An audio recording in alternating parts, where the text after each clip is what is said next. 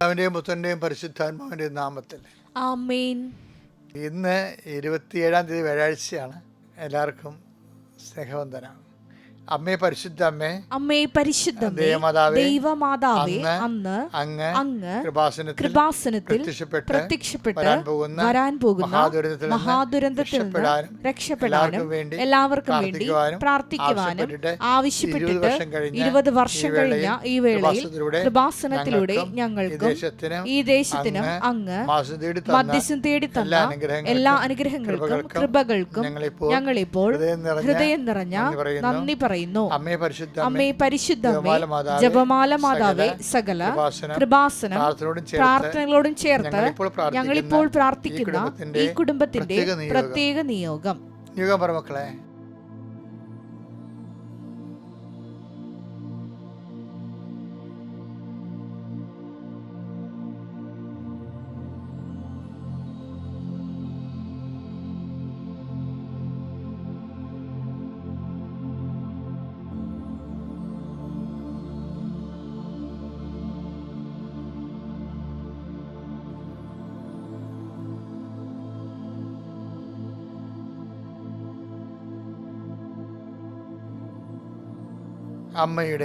അമ്മയുടെ പ്രത്യക്ഷീകരണത്തിന്റെ ഈ ദ്വാദശക വേളയിൽ ഞങ്ങൾക്ക് സാധിച്ചു തരുവാൻ കനിയണമേ. വിശ്വാസ പ്രമാണം.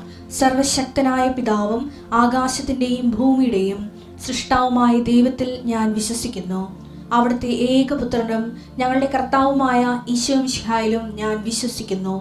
ഈ പുത്രൻ പരിശുദ്ധാത്മാവിനാൽ ഗർഭസ്ഥനായി കന്യകാമറിയത്തിൽ നിന്ന് പിറന്ന് പൊന്തിയോസ് പീലാത്തോസിന്റെ കാലത്ത് പീഡകൾ സഹിച്ച് കുരിശിൽ തറയ്ക്കപ്പെട്ട് മരിച്ച് അടക്കപ്പെട്ട് പാതാളങ്ങളിൽ ഇറങ്ങി മരിച്ചവരുടെ ഇടയിൽ നിന്ന് 3-ാം നാൾ ഉയർത്ത് സ്വർഗത്തിലേക്ക് എഴുന്നള്ളി സർവശക്തിയുള്ള പിതാവായ ദൈവത്തിന്റെ വലതുഭാഗത്തിരിക്കുന്നു.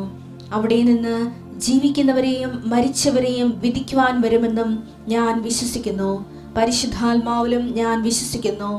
വിശുദ്ധ കത്തോലിക്കാ സഭയിലും പുണ്യവാന്മാരുടെ ഐക്യത്തിലും പാപങ്ങളുടെ മോചനത്തിലും ശരീരത്തിന്റെ ഉയർപ്പിലും നിത്യമായ ജീവിതത്തിലും ഞാൻ വിശ്വസിക്കുന്നു. ആമേൻ. സ്വർഗ്ഗസ്ഥനായ ഞങ്ങളുടെ പിതാവേ, അങ്ങയുടെ നാമം പൂജിതമാകണമേ. അങ്ങയുടെ രാജ്യം വരണമേ. അങ്ങയുടെ തിരുമനസ് സ്വർഗത്തിലെ പോലെ ഭൂമിയിലും ആകണമേ. അന്നു വേണ്ടുന്ന ആഹാരം ഇന്ന് ഞങ്ങൾക്ക് തരണമേ. ഞങ്ങളോട് തെറ്റ് ചെയ്യുന്നവരോട് ഞങ്ങൾ ക്ഷമിക്കുന്നത് പോലെ ഞങ്ങളുടെ തെറ്റുകൾ ഞങ്ങളോടും ക്ഷമിക്കണമേ. ഞങ്ങളെ പ്രലോഭനത്തിൽ ഉൾപ്പെടുത്തരുതേ, തിന്മയിൽ ഞങ്ങൾ രക്ഷിക്കണമേ. ആമേൻ. നന്മ നിറഞ്ഞ മറിയമേ, സ്വസ്തി.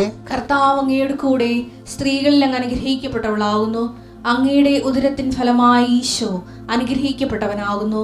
പരിശുദ്ധ മറിയമേ, തമ്പുരാന്റെ അമ്മേ, പാപികളായ ഞങ്ങൾക്ക് വേണ്ടി ഇപ്പോഴും ഞങ്ങളുടെ മരണസമയത്തും തമ്പുരാനോട് അപേക്ഷിക്കണമേ. ആമേൻ.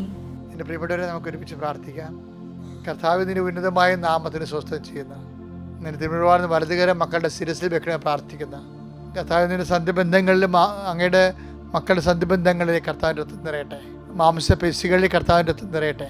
രക്തഞരമ്പുകളിൽ കർത്താവിൻ്റെ രക്തം നിറയട്ടെ. ഉച്ചമുതൽ ഉള്ളംകാല് വരെ എല്ലാ കോശങ്ങളിലും പേശികളിലും അസ്ഥികളിലും അസ്ഥിക്കുഴകളിലും കർത്താവിൻ്റെ രക്തം നിറയട്ടെ. വാതരോഗങ്ങൾ, ക്ഷീണിതമായ ശരീരങ്ങൾ, മനപ്രയാസം നിറഞ്ഞ ജീവിതാവസ്ഥകൾ, കുടുംബ സാഹചര്യങ്ങൾ, പരസ്പരം വിരുദ്ധവും വഴക്കുമായിട്ട് നിൽക്കുന്ന, മിണ്ടാതെ അങ്ങോട്ടും ഇങ്ങോട്ടും ആംഗ്യം കാണിക്കുകയും മറ്റുള്ളവരോട് പറയുകയും വീട്ടിൽ ഒരാളോട് ഒരു വിഷയം പറയണമെങ്കിൽ വേറെ ഒരാളോട് പറഞ്ഞ് ധരിപ്പിക്കുകയും ചെയ്ത് മുഖമായ അന്തരീക്ഷം തളക്കെട്ട് നിൽക്കുന്ന വൈരാഗ്യത്തിൻ്റെയും പകയുടെയും വിദ്വേഷത്തിൻ്റെയും തമ്മിൽ സംസാരിക്കാത്ത അവസ്ഥകൾ കർത്താവെ, ഈ ഇരുട്ട് കൂമ്പാരത്തിലെ കർത്താവെ, നിൻ്റെ വെളിച്ചം കടന്നില്ലെന്ന് പ്രാർത്ഥിക്കുന്ന ഈശോയെ, ഞാൻ ഏതെല്ലാം കുടുംബങ്ങളിൽ ഞാൻ ഉദ്ദേശിക്കുന്നത് ആ കുടുംബങ്ങളിലെല്ലാം ഇതേ അവസ്ഥയിലുള്ള എല്ലാ കുടുംബങ്ങളിലും ചെല്ലാം കർത്താവ്. കടകമ്പോളങ്ങളും ചെറിയ ചായക്കടകൾ ഉൾപ്പെടെ ചെറിയ മാടക്കട ഉൾപ്പെടെ നടത്തിയിട്ട് കർത്താവ് ജീവിക്കുന്നുണ്ട് ഈശോയെ.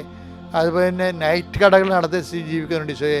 അവർക്ക് കച്ചവടം ലഭിക്കാത്തതുണ്ട് ഈശോയെ.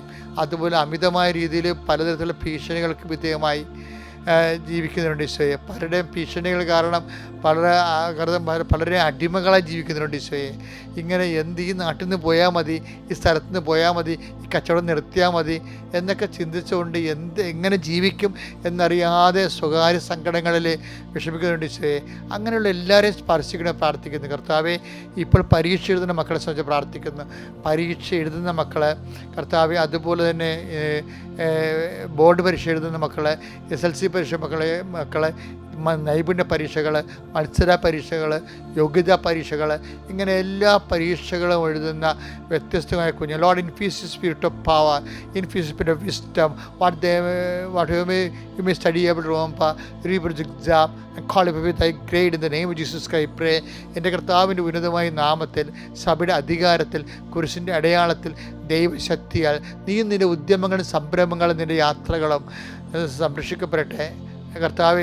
കൂട്ടുകാരിൽ നിന്നും കൂടെ ജോലി ചെയ്യുന്നവരിൽ നിന്നും ചതിപ്രയോഗം കിട്ടിയവരെ കർത്താവ്, പലതരത്തിലും പെട്ടുപോയവർ, കുരുങ്ങിപ്പോയവർ, കുരുക്കിലായി പോയവർ, മറ്റുള്ളവരുടെ കക്ഷത്ത് പോയി തല വീണ് പോയിട്ട് കർത്താവ് രക്ഷപ്പെടാൻ പറ്റാത്ത രീതിയിൽ പലതരത്തിലുള്ള ബിസിനസ്സുകളിലും കേസുകളിലും പല തട്ടിപ്പുകളും പെട്ട് കുരുങ്ങിയിരിക്കുന്നവർ എല്ലാവരെയും കർത്താവ് ഈ നിമിഷം അമ്മേ കൃപാസന ആൾത്താരെ ജീവനോടെ പ്രത്യക്ഷപ്പെട്ട അമ്മയുടെ പ്രത്യക്ഷങ്ങളുടെ സാക്ഷികളായി മാറാൻ നിങ്ങളെ കുരുക്കുന്ന വ്യക്തികൾ, കുരുങ്ങുന്ന വിഷയങ്ങൾ, എല്ലാ തരത്തിൽ വേദനിക്കുന്ന സാഹചര്യങ്ങൾ യേശുക്രിസ്തുവിനകത്ത് മാറിപ്പോയിട്ട് കൽപ്പിക്കുന്ന പ്രിയപ്പെട്ടവരെ, നമ്മുടെ കൃപാസനത്തിലൊരു അച്ഛനൊരു സാക്ഷ്യം പറഞ്ഞായിരുന്നു ഈ ദിവസങ്ങളിൽ.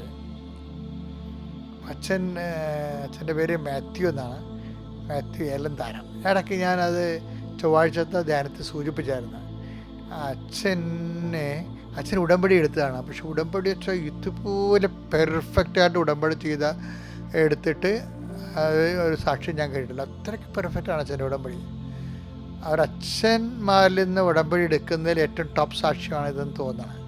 വെച്ച് കഴിഞ്ഞാൽ അദ്ദേഹത്തിൻ്റെ പ്രേക്ഷിത പ്രവർത്തനമുണ്ട്, ഉടമ്പടി വിഹിതമായ പ്രേക്ഷിത പ്രവർത്തനങ്ങൾ, അതുപോലെ സാക്ഷ്യ ജീവിതമുണ്ട്.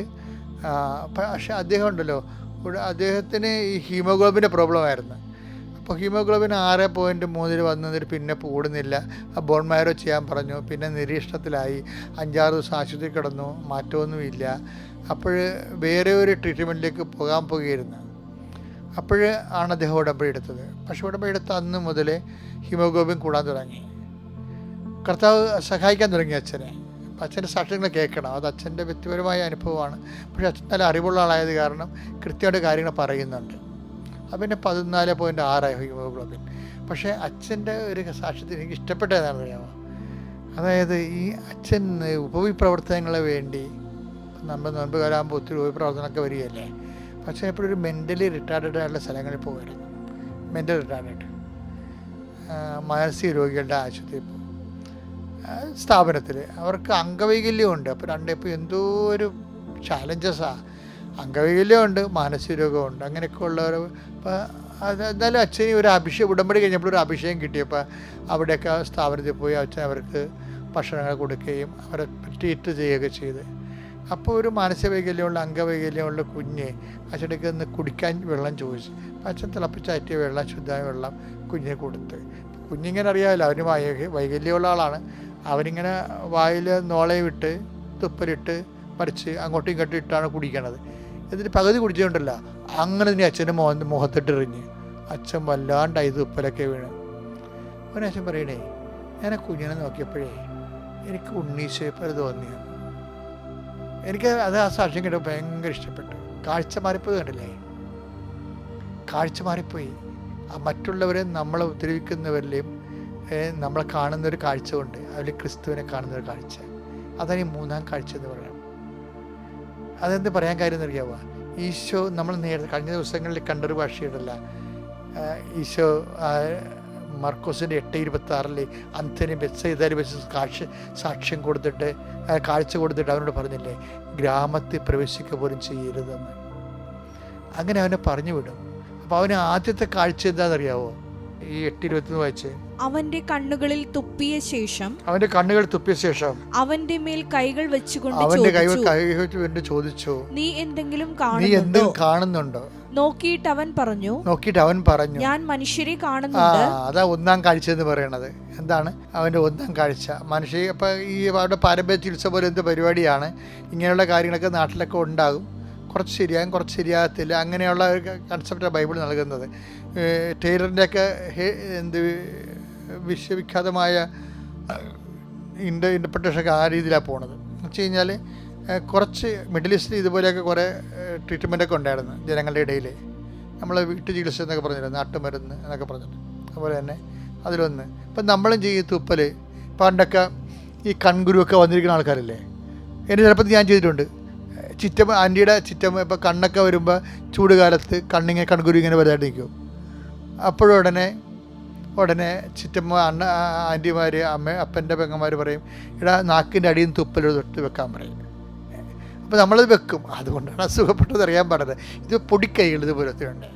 കർത്താവ് അവന് വേണ്ടി എന്തെങ്കിലും ചെയ്തു എന്നുള്ളത് അവനൊക്കെ അറിയത്തില്ല. അവൻ ദൈവശക്തി അറിയുന്ന മുമ്പ് ഇങ്ങനെയുള്ള അവൻ്റെ കാര്യത്തിൽ ഇൻവോൾവ് ആണെന്നുള്ളത് അവനെ ബോധ്യപ്പെടുത്തുക എന്നുള്ളൊരു പ്രക്രിയയുടെ ഭാഗമായിട്ടാണ് തോന്നുന്നത്. കർത്താവ് ഇങ്ങനെയൊക്കെ അങ്ങനെ ചെയ്യുമ്പോൾ അവൻ പറയും, ഇപ്പം കാണാം, പക്ഷേ മനുഷ്യരെ കാണുന്നുണ്ട്, ഞാൻ മരങ്ങളെപ്പോലെയാണ് ഇരിക്കുന്നത്, അത് നടക്കണമായിട്ട് കാണുന്നത്.